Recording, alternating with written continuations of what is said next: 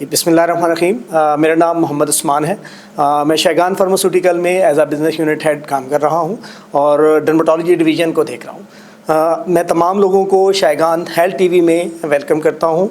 شیگان health T V جو ہے وہ skin solution with dermatologist solution کے نام سے ایک پوڈ کاسٹ سیریز جو ہے وہ لانچ کر رہی ہے، جس میں تمام اسکن ڈیزیزز کے حوالے سے اکراس پاکستان ڈاکٹرز کے ساتھ جو ہے وہ ہم اسکن پرابلمس کے اوپر بات کرتے ہیں. آج ہمارے پاس ایک ویل نون ڈرماٹولوجسٹ ڈاکٹر نیاز اکبر آفریدی صاحب، جو کہ MBBS ہیں اور DD سنگاپور سے کیا ہوا ہے، اور اس کے بعد کنسلٹنٹ ڈرماٹولوجسٹ ہیں DHQ ہری پور سے، ہمارے ساتھ موجود ہیں. ہم ان کو ویلکم کرتے ہیں شیگان ہیلتھ ٹی وی میں.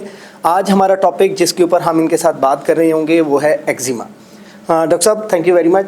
ذرا مجھے تھوڑا سا بتائیے گا، اپنی عوام کو بتائیے گا کہ ایگزیما کیا ہے، کیونکہ ہماری سوسائٹی میں بہت زیادہ کامن ہے، اور یہ جو ہے اس کی کامن کون سی ٹائپس ہوتی ہیں جو کہ بہت کامن ہیں، جو ڈیلی بیسس پہ آپ کے پاس رپورٹ ہو رہی ہوتی ہیں.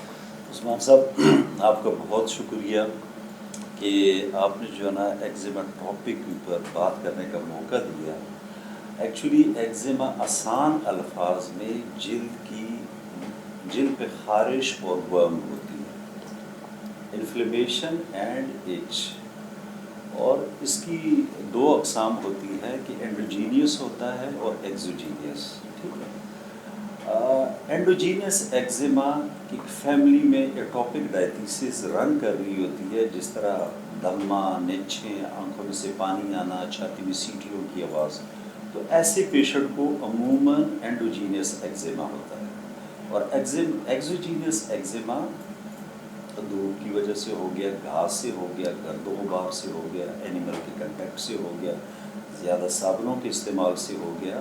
مطلب کسی چیز کے ساتھ کنٹیکٹ ہو رہا ہے اور وہ چیز آپ کی اسکن کو اریٹیٹ کر رہی ہے، لیکن وہی چیز جس بندے میں دوسرے بندے میں جن میں الرجی کی ٹینڈنسی نہیں ہوتی، اس کو وہ ڈیزیز کاز نہیں کرتی. اس کا مطلب یہ ہے کہ اس چیز سے اس بندے کو ایگزوجینس الرجی ہے یا ایگزیما ہے. دو اقسام ہیں. جی رائٹ صاحب، بالکل ڈاکٹر صاحب. ساتھ میں یہ بھی بتائیے گا کہ جیسے آپ نے ابھی مختلف قسم کے فیکٹرز بھی بتایا کہ اس وجہ سے ہو رہی ہوتی ہے، تو وہ کون سے پریونٹیو میئرز ہونے چاہیے جو کہ آپ کی آڈینس اگر ان کے اوپر عمل کرے تو اس سے بچا جا سکتا ہے؟ سب سے پہلی بات عثمان صاحب کی باڈی کو موئسچرائز رکھنا. موئسچرائزر کی ایک لیئر اسکن کے اوپر بیٹھ جاتی ہے، تو جتنی ایگزوجینس چیزیں جو کنٹیکٹ میں ہوتی ہیں ایک بیریئر کے طور پر آئل اس کی ایک لیئر بناتی ہے، اور اس کی وجہ سے ایگزیما کم ہوتا ہے. ویسے مٹی میں جانا، گھاس میں جانا، گرد و غبار میں جانا، اینیمل کے ساتھ کنٹیکٹ. ٹھیک ہے. پھر اس کے بعد ہوا کے اندر الرجی ہوتی ہے، اور وولن کپڑے ہو گئے، اونی ریشمی کپڑا ہو گیا، گھاس، گرد و غبار، یہ تمام چیزیں اگر ان سے پریونٹ کیا جائے تو ایگزیما کے چانسز کم ہوتے ہیں. مین فیکٹر یہ ہے، مطلب یہ ساری چیزیں جو میں نے گنوا دی ہیں، ایک بندے کا اگر پروفیشن ہے تو ہم کہتے ہیں کہ جی اس کے پروفیشن کو جو ہے نا وہ چینج کرے، لیکن ایسا ہمارے معاشرے میں مشکل ہے. تو پھر جو ہے نا یہ موئسچرائزر کی لیئر اگر وہ اسکن کے اوپر لگا دے، ٹھیک ہے، تو اس سے کنٹرول ہوتی ہے. رائٹ، بالکل ڈاکٹر صاحب، بہت اچھا آپ نے اس کے اوپر بتا دیا. جیسے آپ جانتے ہیں کہ آپ کے پاس ڈیلی بیسس کے اوپر مختلف ایریا سے پیشنٹ جو ہے وہ آ رہے ہوتے ہیں، وہ آپ سے کنسلٹ بھی کر رہے ہوتے ہیں، اور آج کل آپ کو بہت کامن نظر آ رہا ہوگا کہ لوگ ورڈز آف ماؤتھ کے تھرو ان کو پتہ چل رہا ہوتا ہے کہ یہ لگا لیں، یا سوشل میڈیا سے پتہ چل رہا ہوتا ہے.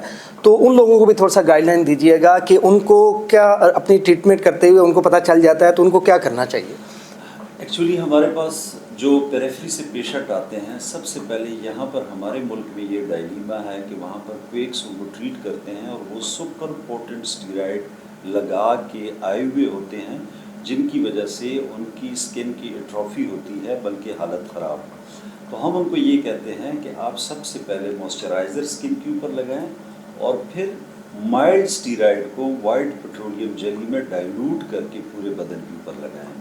بلکہ سب سے پہلے مرض کے بارے میں جلد کے مستند ڈاکٹر سے مشورہ کر کے پھر اس کے بعد ٹریٹمنٹ کریں. اور ان کے ٹریٹمنٹ میں سب سے پہلے وائٹ پیٹرولیم جیلی، کسی قسم کا تیل جو کہ اویلیبل ہوتا ہے وہ، اور پھر اس کے بعد اکارڈنگ ٹو ڈیزیز کے پیشنٹ کی ڈیزیز کی نوعیت کیا ہے، जिस तरह चेहरे के लिए हम अलग तरह की ट्रीटमेंट होती है, हाथ पाँव के लिए अलग तरह की होती है और रेस्ट ऑफ बॉडी के लिए अलग तरह की होती है। बिल्कुल राइट डॉक्टर साहब, आपने बहुत अच्छा साथ में हमें ट्रीटमेंट के बारे में भी गाइड कर दिया। थोड़ा सा इसके बारे में बताइएगा कि जैसे बहुत सारे लोग इस बीमारी को देख के बहुत ज़्यादा वरीड हो जाते हैं कि यार ये पता नहीं शायद ट्रीटेबल है भी कि नहीं, या इसकी ट्रीटमेंट कितनी लंबी होगी, कितनी एक्सपेंसिव होगी, तो उसके बारे में भी थोड़ा सा बता दीजिएगा ताकि लोगों को थोड़ा सा आसानी हो जाए कि ये उसको as soon as possible manage करने की। उस्मान साहब, आपका बहुत प्यारा क्वेश्चन। पहली बात तो ये है कि एक्जिमा नॉन कंटीजियस डिजीज़ है, एक पेशेंट से दूसरे पेशेंट को लगती नहीं है। दूसरा, जो आपने ड्यूरेशन के बारे में पूछा है, तो मैं अपने मरीज़ों को ये बताता हूँ, वो कहते हैं कभी एक डॉक्टर की फ़ाइल, कभी दूसरे डॉक्टर की फ़ाइल, कहते हैं डॉक्टर साहब इस तरह का इलाज बता दें कि ये बिल्कुल ख़त्म हो जाए। तो मैं उनको ये कहता हूँ कि देखें, आपके घर में किसी को ब्लड प्रेशर या शुगर का मरज़ है? कहता है। तो वो मैं उनसे पूछता हूँ कि वो बाकायदा इलाज भी करते हैं, परहेज़ भी करते हैं कि नहीं? कहते हैं वो रेगुलर करते हैं, मिस नहीं करते। इसी तरह एक्जिमा भी है कि आपने रेगुलर मेडिकेशन जिस वक्त वो फ्लेयर करे और परहेज़ करनी होगी, मतलब बॉडी को मॉइस्चराइज रखना होगा, लेकिन ऐसे नहीं है कि ये बिल्कुल बदन से ख़त्म हो जाए। जिस वक्त इरिटेंट से कांटेक्ट होगा ये फ्लेयर करेगा, और इरिटेंट का कांटेक्ट जिस वक्त ख़त्म होगा तो ये कंट्रोल होगा। तो ये उसके हैं, पेशेंट की हम काउंसलिंग ऐसे करते हैं। राइट डॉक्टर साहब, बिल्कुल ऐसा ही है। डॉक्टर साहब, जैसे आपने ये भी बता दिया कि ट्रीटमेंट क्या है, इसकी बाकी चीज़ें भी क्या हैं, जैसे इसके सोशल इकनॉमिक या मेंटल कौन से फैक्टर्स होते हैं जो कि इकॉनमी में या हमारी सोसाइटी में बहुत ज़्यादा कॉमन होते हैं लोगों के ऊपर?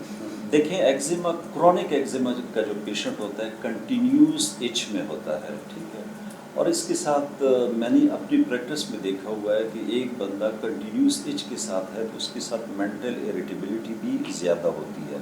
वो इस तरह की अच्छी जॉब भी मुश्किल से ही करता है, मैंने देखा है अक्सर प्रैक्टिस में। तो फिनेंशियल उसके एस्पेक्ट होते हैं पेशेंट के ऊपर, और बस बिल्कुल ऐसे ही है सर। अब जैसे सर मैंने अभी आपसे सवाल किया कि जी क्या ये क्योरेबल है या नहीं है, इसी तरीके से एक बहुत ज़्यादा कॉमन लोगों का क्वेश्चन होता है और बहुत ज़्यादा लोग इसके बारे में इन्वेस्टिगेट कर रहे होते हैं कि जी क्या ये दोबारा तो नहीं हो जाएगा? पेशेंट को एक दफ़ा आपने ट्रीटमेंट दे दी प्रॉपरली, आपने जैसा बताया वैसे पूरी ट्रीटमेंट होगी, तो क्या ये दोबारा भी होने के इसके उतने ही चांसेस होते हैं या क्या है इसके? जैसे मैंने मिसाल में आपको फरमाया था कि जिस तरह ब्लड प्रेशर एक बंदे को है वो कंट्रोल हो जाता है मेडिकेशन के साथ, एग्जैक्टली एक्जिमा मेडिकेशन के साथ कंट्रोल हो जाती है, लेकिन जिस वक्त मेडिकेशन छोड़ते हैं और इस बीमारी का कांटेक्ट जिस वक्त आता है दोबारा ये फ्लेयर करता है। तो ऐसे नहीं है कि ये कंटिन्यूसली, यानी कि वो है कंट्रोलेबल है, कंट्रोल हो जाती है, ट्रीटेबल है, लेकिन पूरी जो है ना, मतलब कंप्लीट बदन से ये ख़त्म नहीं होती, कंट्रोल हो जाती है। बिल्कुल एग्जैक्टली राइट डॉक्टर साहब, बस आपसे एक आखिरी सवाल ये करना चाहूँगा कि एज अ डर्माटोलॉजिस्ट माशाल्लाह आपकी एक बड़ी अच्छा वेल नोन प्रैक्टिस भी है, आप एज अ डर्माटोलॉजिस्ट अपने ऑडियंस को ओवरऑल क्या टिप देना चाहेंगे कि जी उनको अपनी स्किन की केयर के बारे में किन चीज़ों का ख्याल रखना चाहिए और किन किन चीज़ों को जो है वो मद्देनज़र रखना चाहिए ऑल द टाइम?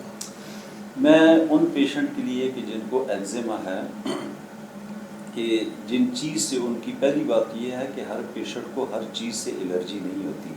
अगर किसी को घास से है, गर्द गुबार से है, वूलन कपड़ों से है, ड्राइनेस से है, किसी चीज़ के कांटेक्ट से है, तो मैसेज एक ये है कि उसको अवॉइड करें। उसको जिस वक्त अवॉइड करेंगे, ठीक है, तो एक्जिमा के चांसेस लेस होंगे। एक आखिरी मैसेज कि बॉडी को मॉइस्चराइज रखें। बहुत शुक्रिया डॉक्टर साहब, बहुत अच्छा आपने एक्जिमा के बारे में अवेयर किया। शैगान हेल्थ टीवी आपको बहुत ज़्यादा मशकूर है कि आपने अपना कीमती वक्त हमें दिया। Thank you very much sir, बहुत शुक्रिया। अस्सलाम वालेकुम।